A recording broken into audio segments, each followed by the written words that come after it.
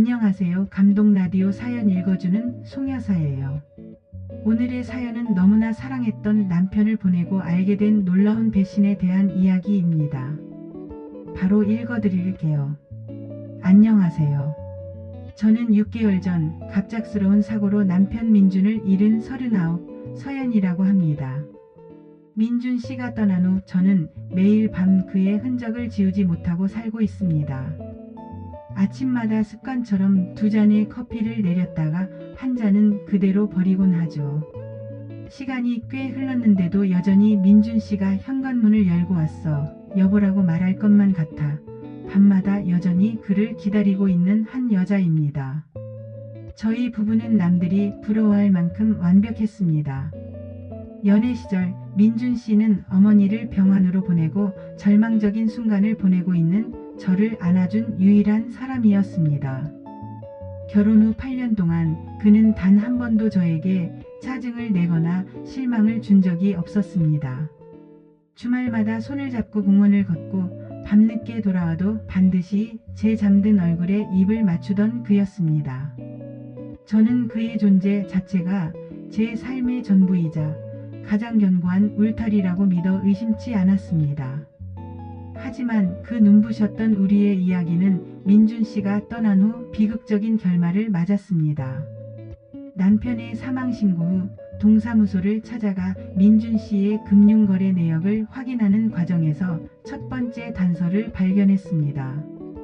평소 물건 하나도 허투루 쓰지 않던 사람이 매달 일정 금액, 그것도 꽤 큰 돈을 정기적으로 현금 인출했다는 기록을요. 마치 약속이라도 한 듯 매월 셋째 주 금요일에 빠짐없이. 수개월에 걸친 이 기록은 완벽했던 민준 씨의 그림자에 처음 드리워진 의심이었습니다. 저는 그런 남편을 이해해보려 노력했습니다. 아마 좋은 일에 썼겠지 라며 애써 눈을 감았습니다.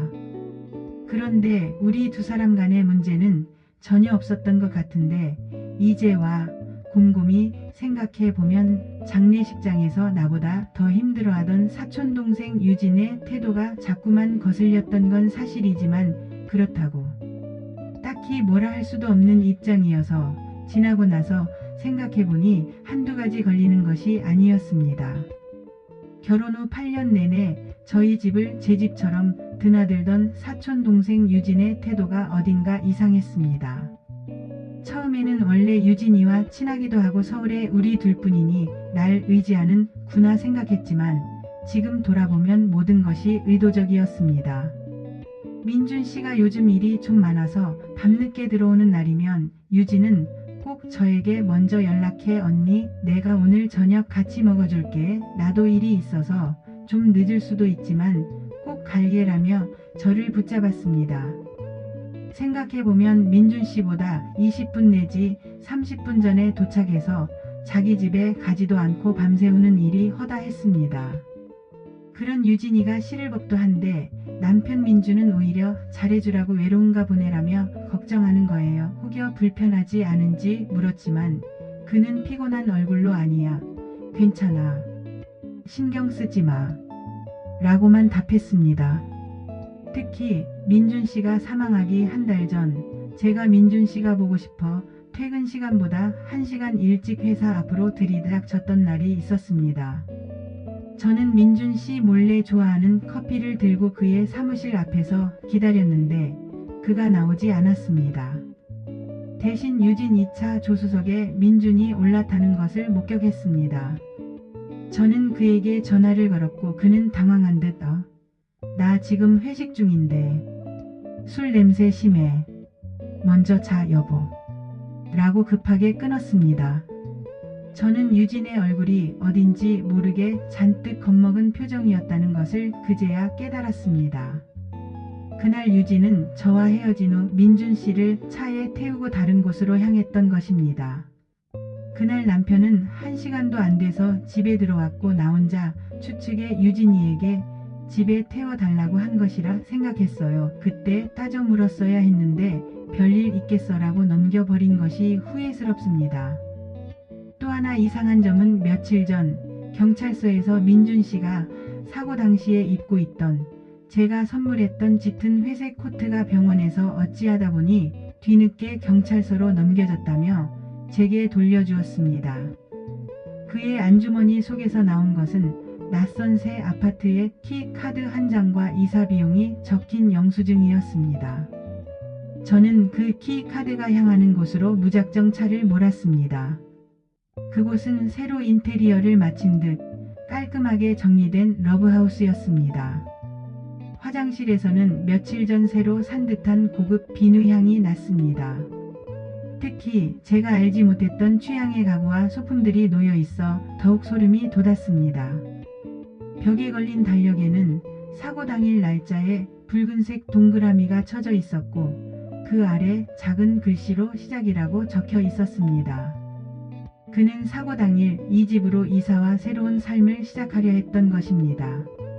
저는 침실로 향했고 옷장문을 열었습니다. 그 안에 걸린 낯선 여성의 옷가지들, 그리고 그 옷가지들 사이에서 저는 제가 민준 씨에게 늘 해주던 것처럼 코트의 안쪽에 정성스럽게 수놓아진 YJ 이니셜이 박힌 작은 액세서리를 발견했습니다. YJ 유진, 제 사촌동생 유진의 이름이었습니다. 그 제사 침대맡에 유진과 남편의 사진이 눈에 띄었습니다. 믿을 수 없다는 말로는 표현할 수 없는 절망이었습니다.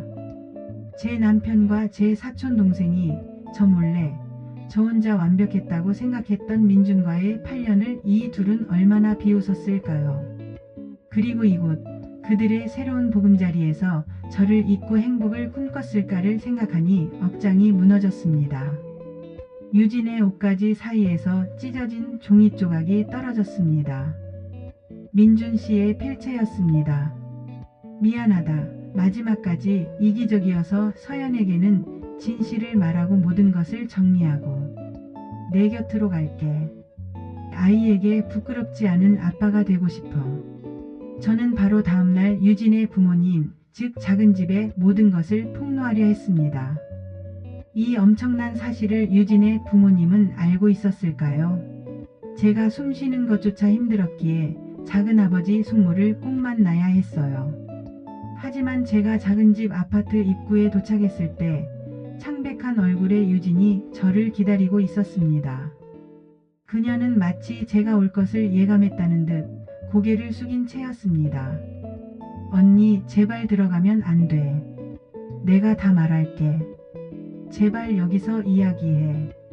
그녀는 제 차문을 붙잡고 애원했고 저는 결국 작은 집으로 들어가지 못했습니다. 저는 차에서 내려 그녀를 향해 절규했습니다. 왜? 왜 하필 너야? 왜 하필 민준 씨를 수많은 남자들 중 왜 하필 민준 씨냐고 8년을 한 가족으로 웃었는데 어떻게 그럴 수가 있어?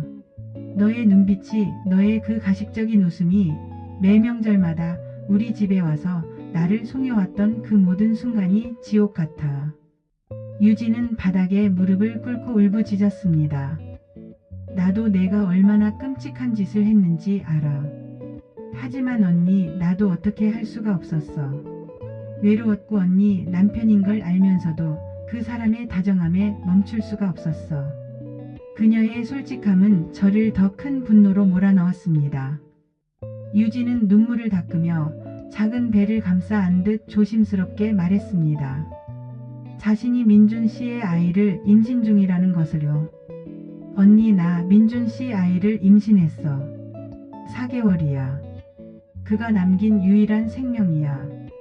저는 그 아이의 존재 앞에서 모든 분노가 얼어붙는 듯 했습니다. 저는 유진의 손을 잡지 않았습니다. 용서하지 않아. 단 한순간도 용서할 생각 없어.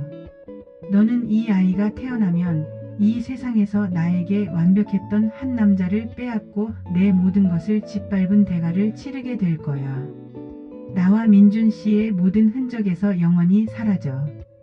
다시는 내 눈앞에 나타나지 마.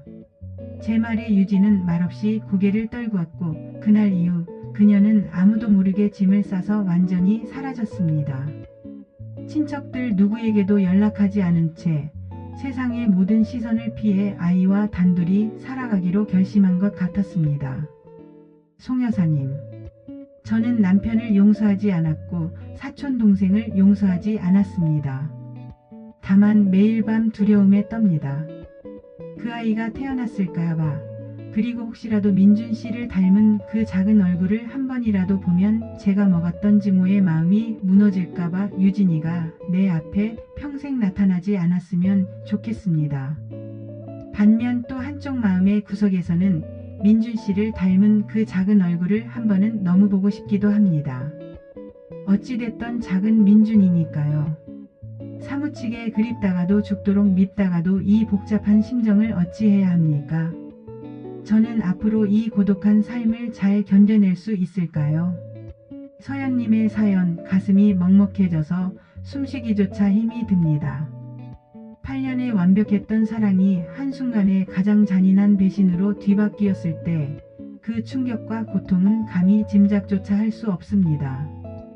서연님은 용서를 택하는 대신 단절과 고독이라는 더 무거운 형벌을 스스로에게 내리셨습니다. 그들의 죄를 당신의 외로움으로 대신 갚고 계신 것이지요. 하지만 서연님, 당신의 심장이 멈추지 않는 이유는 그들을 미워하기 위함이 아닙니다. 당신의 심장은 그 모든 비극 속에서도 당신 자신을 살려내기 위해 뛰고 있는 것입니다. 뱃속의 아이를 향한 맴도는 연민과 미련은 민준 씨의 피부치를 향한 것이 아니라 누군가를 사랑했던 당신의 순수했던 마음이 아직 완전히 죽지 않았다는 증거일지도 모릅니다. 지금은 아무것도 하지 마십시오.